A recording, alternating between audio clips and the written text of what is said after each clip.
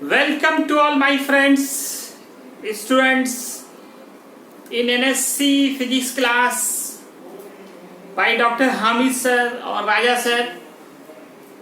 दोस्तों, हम लोग 12th फिजिक्स में क्या पढ़ रहे थे याद होगा, Gauss's theorem and it's applications.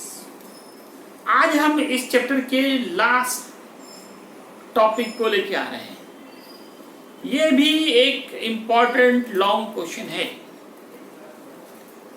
Gauss theorem बहुत काम का होता है।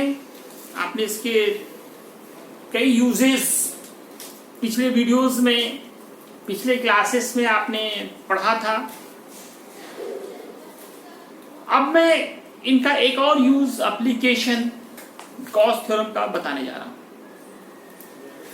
गॉस थ्योरम के हेल्प से आप इलेक्ट्रोस्टैटिक फोर्स के लिए जो कूलम्ब्स लॉ पढ़ा था वह भी आप डिराइव कर सकते हैं, प्राप्त कर सकते हैं, ऑब्टेन कर सकते हैं।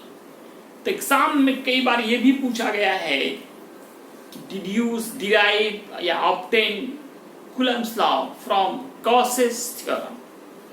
तो आज हम लोग इसकी एक लॉन्ग क्वेश्चन को करने चल रहा है। तो क्या हमारा टॉपिक है?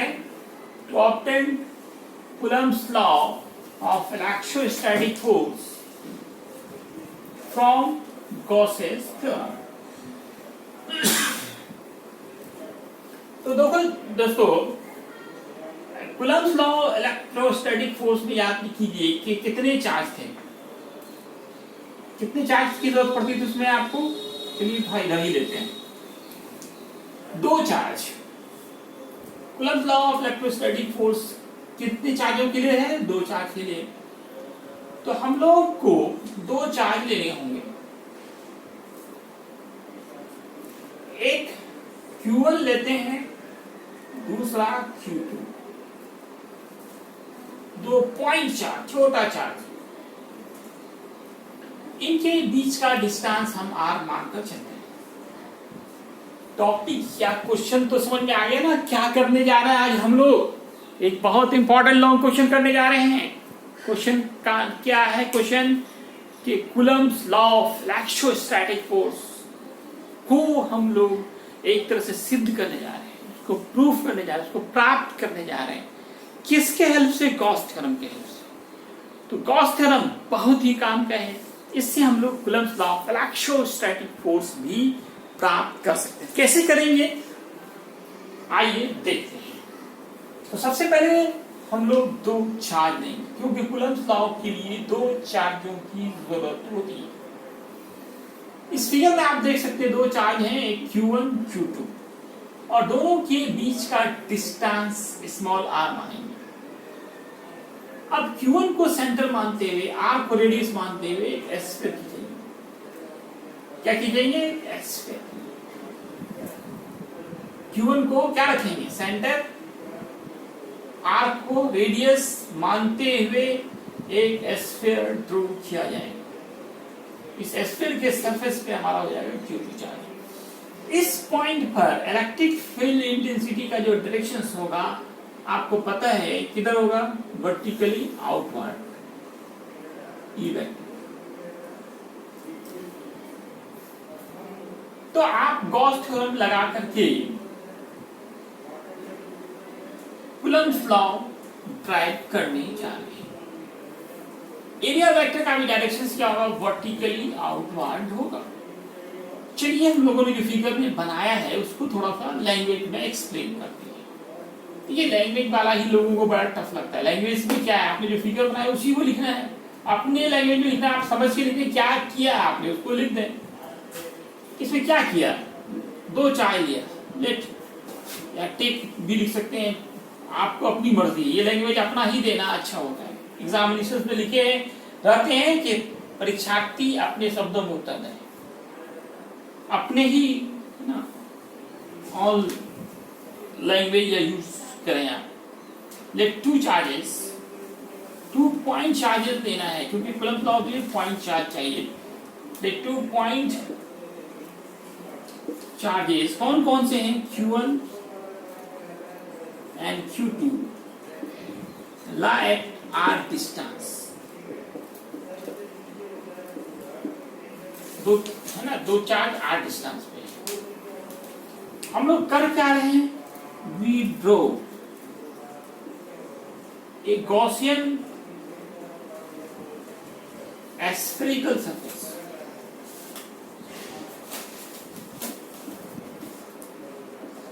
surface of radius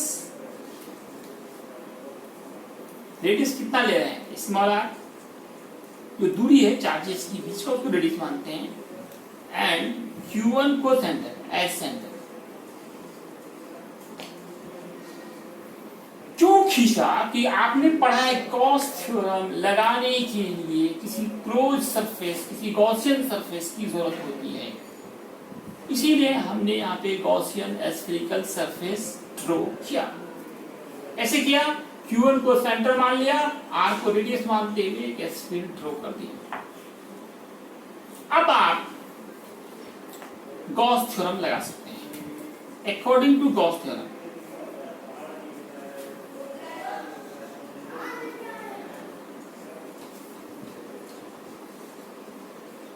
उम्मीद है हर किसी को फॉर्मूला याद होगा। गॉस थ्योरम ने इलेक्ट्रिक फ्लक्स का फॉर्मूला दिया था, क्या फॉर्मूला था, phi equal Q by epsilon naught. ये फॉर्मूला उम्मीद है आप सबको याद होगा।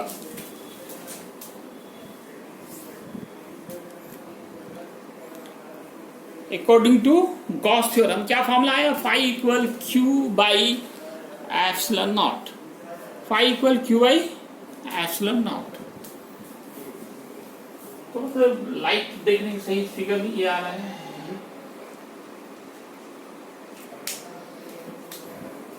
अब आप फाई का फॉर्मूला पुट करें।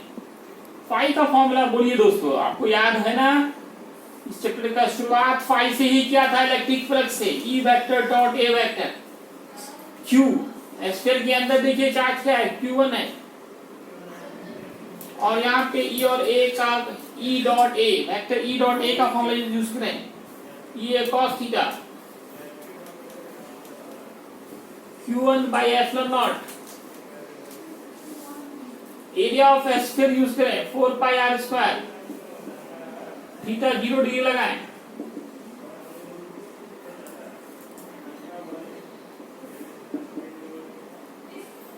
cos 0 क्या होता है 1,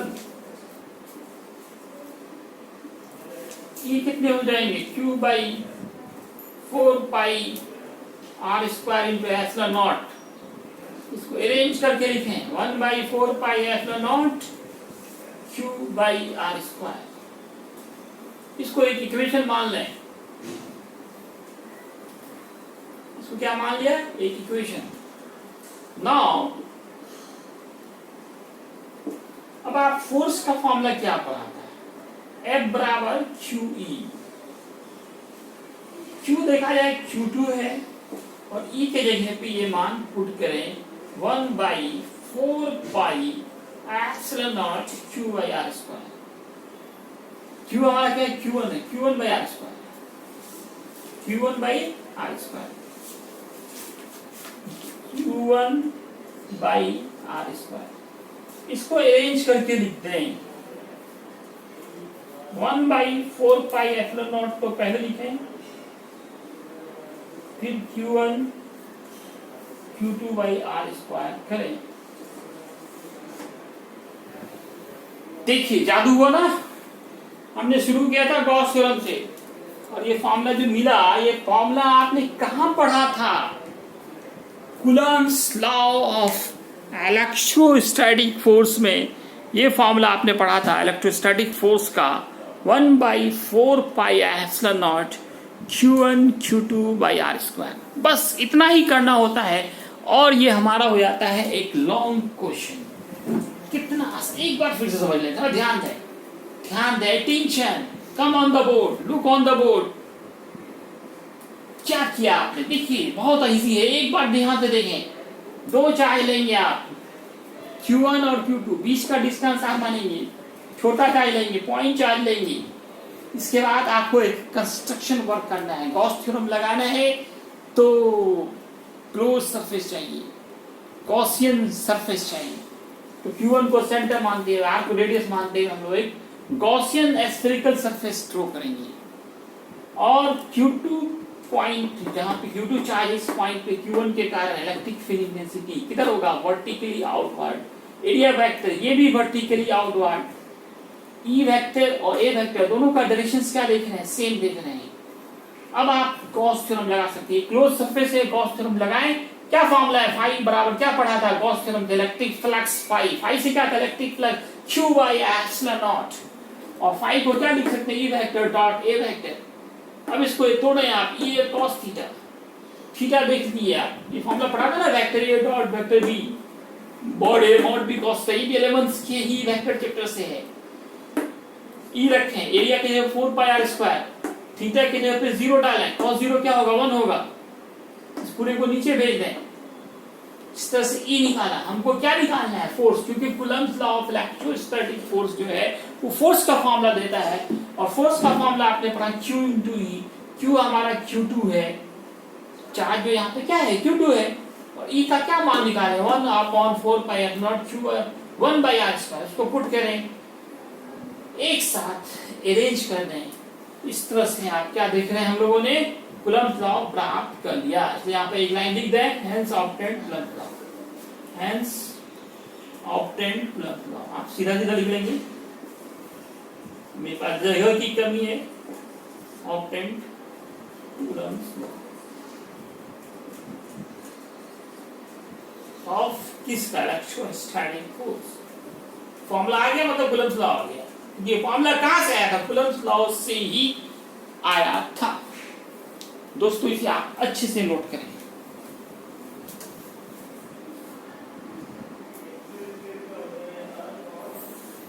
तो दोस्तों ये हमारा कूलम्ब्स लॉ, ये गॉस थ्योरम की 4 एप्लीकेशंस होते हैं, चारों एक लॉन्ग क्वेश्चंस हैं। सभी क्वेश्चंस को आप अच्छे से कॉपी, नोट कॉपी में लिखें, अरेंज करें।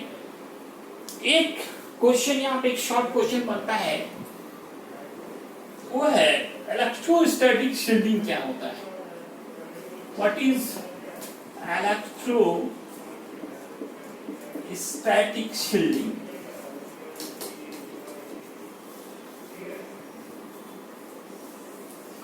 इलेक्ट्रोस्टैटिक शील्डिंग से आप क्या समझते हैं, ये एक इंपॉर्टेंट शॉर्ट क्वेश्चन है। बाकी वो सब लॉन्ग क्वेश्चन था, ये एक शॉर्ट क्वेश्चन है। What is electrostatic shielding. देखिए शील्ड का क्या मतलब होता है, शील्ड का मतलब तो ढाल, सुरक्षा कवच। क्या नाम होता है, शील्ड का मतलब क्या होता है, ढाल, सुरक्षा कवच। देखिए पिछले क्लास में आपको कहा था कोई स्फीयर हो, होलो स्फीयर हो, चार्ज होलो स्फीयर हो, तो उसके अंदर के हर पॉइंट पर इलेक्ट्रिक फील्ड इंटेंसिटी का मान 0 होता है। चाहे स्फीयर पे कितना भी चार्ज हो, लेकिन इसके अंदर के हर पॉइंट, ये एक इंपॉर्टेंट ऑब्जेक्टिव क्वेश्चन मैंने दिया भी था, कुछ लोगों ने गलत जवाब दिया। कोई भी स्फीयर हो, कितना चार्ज हो, रेडियस कुछ भी हो, उसके सेंटर पर इलेक्ट्रिक फ्लक्स हो, या उसके होलो चार्ज होलो स्फीयर के अंदर के हर पॉइंट पर इलेक्ट्रिक फील्ड इंटेंसिटी का नेट वैल्यू 0 होता है। अब अगर यहाँ पे इंटेंसिटी 0 है, तो फोर्स, अगर हम किसी चार्ज को इसके अंदर रखते हैं, इसमें फोर्स क्या लगेगा, तो फोर्स भी 0 हो जाएगा। मतलब ये पूरा चार्ज स्फीयर, ये हमारा क्या था, स्फीयर है, चार्ज स्फीयर के अंदर किसी भी पॉइंट पर किसी अदर चार्ज को रखा जाए, तो उस पर बाहर का कोई भी चार्ज फोर्स नहीं लगा पाएगा। तो ये स्फीयर के लिए सुरक्षा कवच, शील्ड या ढाल का काम करेगा। इसी घटना को हम लोग कहते हैं इलेक्ट्रोस्टैटिक शील्डिंग। इलेक्ट्रोस्टैटिक शील्डिंग तो कैसे एक्सप्लेन करेंगे, the electric field intensity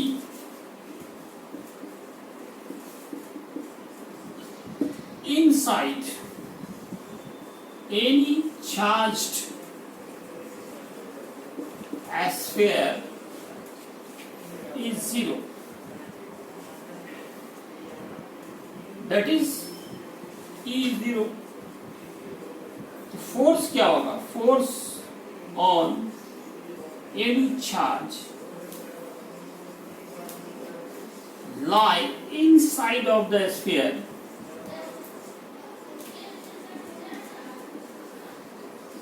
force का फॉर्मूला याद करें, अभी भी यूज किया, Q इंटू ई, चार्ज गुने intensity, Q into zero that is zero. तो फोर्स क्या आ गया? जीरो। मतलब क्या सीखा? इस होलो चार्ज्ड होलो स्फीयर के अंदर के किसी भी पॉइंट पर किसी भी चार्ज को रखा जाए तो उस पर बाहर का कोई चार्ज उस पर फोर्स नहीं लगा पाएगा। मतलब वो चार्ज स्फीयर अंदर वाले चार्ज के लिए शील्ड का काम करेगा, सुरक्षा कवच, ढाल।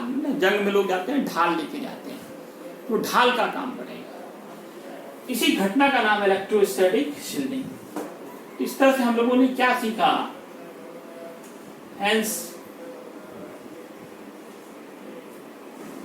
when any charge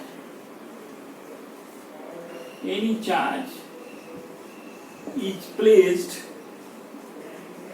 inside any charged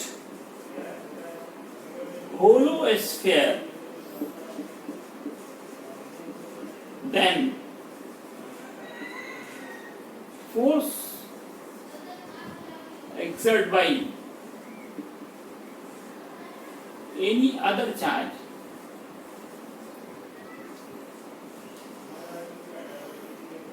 will be zero. That is, no any external charge, no any external charge can exert force on internal charges. External charge, कोई भी बाहरी चार्ज जो अंदर की किसी भी चार्ज पे फोर्स नहीं लगा पाएगा। इसी घटना का नाम है दिस फेनोमेनन या प्रोसेस, जो भी कर सकते हैं आप। फेनोमेनन घटना और process is called electrostatic shielding.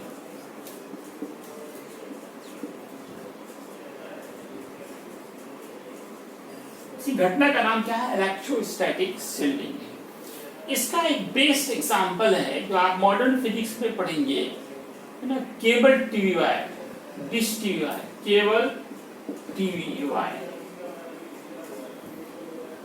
या dish TV wire. Cable TV का जो वायर है या डिश टीवी का जो तार है, आपने देखा है? केबल टीवी वायर या डिश टीवी वायर जो कहें आप, डिश टीवी वायर। इस वायर को ध्यान से देखिए, कट कीजिए, है ना। साइंटिस्ट बनना है तो कुछ करना है। तार, ये केबल तार, उसको काट कर देखें, आप देखेंगे कि अंदर में एक तार होगा, मोटा सा एक अंदर में तार होगा, और उसके ऊपर आप देखेंगे एक प्लास्टिक कवर होगा, पीवीसी कवर होगा।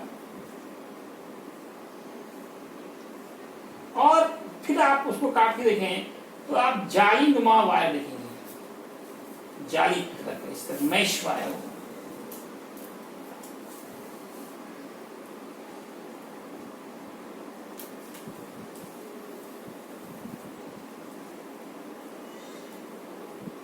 Mesh wire.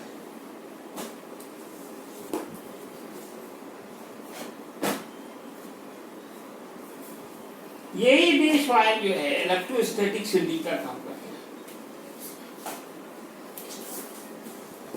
इसके ऊपर फिर देखेंगे आप प्लास्टिक कवर लगा हुआ है।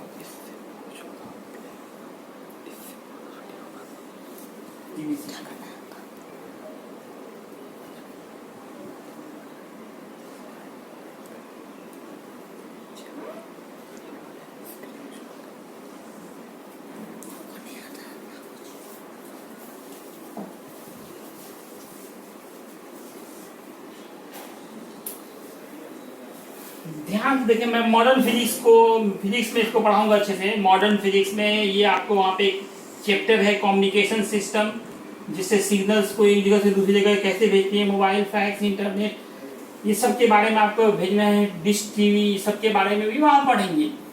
तो डिश टीवी में सिग्नल्स को जब भेजना हो एक जगह से दूसरी जगह, तब हम लोग इस सिस्टम का यूज करते हैं। इसमें जो सिग्नल्स है वो बीच वाले तार से जाते हैं। और इसके बाद पॉलीविनाइल क्लोराइड, पीवीसी प्लास्टिक है, पॉलीविनाइल कवर, वो कवर होता है, सुरक्षा कवच। और उसके बाद ऊपर ये मेश वायर है, मेश मतलब जाली, जालीदार तार देख रहे हैं। ये मेश वायर क्या करता है, इलेक्ट्रोस्टैटिक शील्डिंग का काम करता है। सिग्नल्स इससे भेजे जा रहे हैं, सिग्नल इसको इससे भेजे जाते हैं। क्या भेजे जाते हैं, इसे सिग्नल्स भेजे जाते हैं। और ये जालीदार तार है, ये इलेक्ट्रोस्टैटिक शील्डिंग का काम करता है कि जो सिग्नल इससे जा रहे हैं, चूंकि हमारे सराउंडिंग में, एटमॉस्फेयर में तो लाखों सिग्नल्स होते हैं, हमको तो किसी एक सिग्नल को कैच कराना होता है, पास कराना होता है, तो उस सिग्नल्स को अदर कोई सिग्नल्स डिस्टर्ब ना करे, इसके लिए हम लोग यहाँ पे एक इलेक्ट्रोस्टैटिक शील्डिंग कर रहे हैं, मेश वायर यूज कर रहे हैं। ये मेश वायर क्या करता है, जो बीच से जो सिग्नल जा रहा है उसको सुरक्षा प्रदान करता है, उसके लिए सुरक्षा कवच का काम करता है। इसका स्क्रीनशॉट लेकर इसके थोड़ा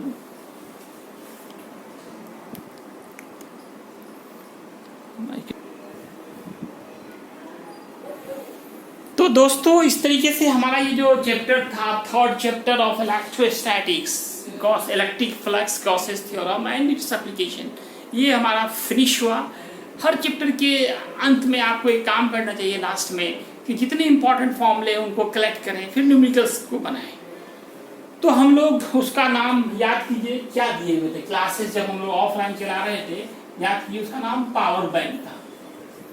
तो चलते हैं हम लोग पावर बैंक कलेक्ट कर लेते हैं, सारे फॉर्मूलों को एक जगह जमा करते हैं, क्योंकि किसी भी न्यूमेरिकल्स के लिए फॉर्मूला ही पावर होता है, और बैंक तो जमा करने की जगह, यहाँ फॉर्मूलों को जमा कर रहे थे, हमारा पावर बैंक हुआ। इस चैप्टर में मैंने सबसे पहले आपको इलेक्ट्रिक फ्लक्स की जानकारी दी थी, आप पिछला वीडियो देख सकते हैं, इलेक्ट्रिक फ्लक्स फाई, और फॉर्मूला था vector E dot vector A, या फिर E A cos theta, E A cos theta. इसके बाद आपने एक फॉर्मूला पढ़ा था सॉलिड एंगल का, स्मॉल सॉलिड एंगल हो तो डी ओमेगा या डी ओम कहा था, d A by r square. लेकिन इरेगुलर के लिए, अगर कोई टेढ़ी मेढ़ी वस्तु हो, irregular shaped object, for irregular shaped object, solid angle का क्या फॉर्मूला होगा, हमारा सॉलिड एंगल होगा डी ए, 11th में पढ़ाया है मैं, ध्यान देखिए जाके 11th की कॉपी, यानी तो फिर मैंने अभी आज 11th का भी पहला चैप्टर शुरू कर दिया है, unit and dimension. Unit and dimension में ही ये पढ़ाई जाती है, वहां भी आप देख सकते हैं जाकर। Total value of solid angle, ये भी याद रखें, इंपॉर्टेंट ऑब्जेक्टिव। क्या बताया था, 4 पाई, यूनिट भी इनका याद रखें, स्टेरेडियन, स्टेरेडियन। और गॉस थ्योरम से जो फॉर्मूला पढ़ा था, ये जो सबसे इंपॉर्टेंट हमारा इस चैप्टर का, according to Gauss's theorem, Gauss's theorem क्या बताता है, इलेक्ट्रिक फ्लक्स का एक आसान फॉर्मूला बताया था, phi equal Q by epsilon naught, और फाई को हमने इंटीग्रल फॉर्म में कहा था, ई डॉट डी ए लिख सकते हैं, क्यू बाई एप्सिलॉन नॉट। इस एक्सरसाइज में आपको सिग्मा वाला लैम्डा सिग्मा का भी फॉर्मूला ये यूज किए थे हम लोग, जबकि ये लैम्डा क्या था, लीनियर डेंसिटी ऑफ चार्ज, वो पहले चैप्टर में पढ़ाया है इलेक्ट्रोस्टैटिक्स का, आप पिछला वीडियो देख सकते हैं, लीनियर डेंसिटी ऑफ चार्ज बताया गया था, linear density of charge which is noted by lambda, and lambda का फॉर्मूला बताया गया था charge by length, charge by length QIL, charge upon length.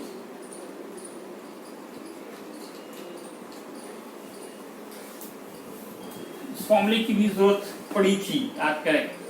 फिर सरफेस डेंसिटी ऑफ चार्ज भी चाहिए इसी चैप्टर में, सरफेस डेंसिटी ऑफ चार्ज,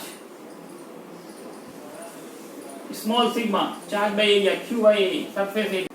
तो दोस्तों जितने फॉर्मूले आपने पढ़े हैं आप खुद से भी लिख सकते हैं। जैसे surface density of charge sigma का फॉर्मूला Q/A पढ़ा, electric field intensity due to line charge क्या पढ़ा था, E=2πε0r।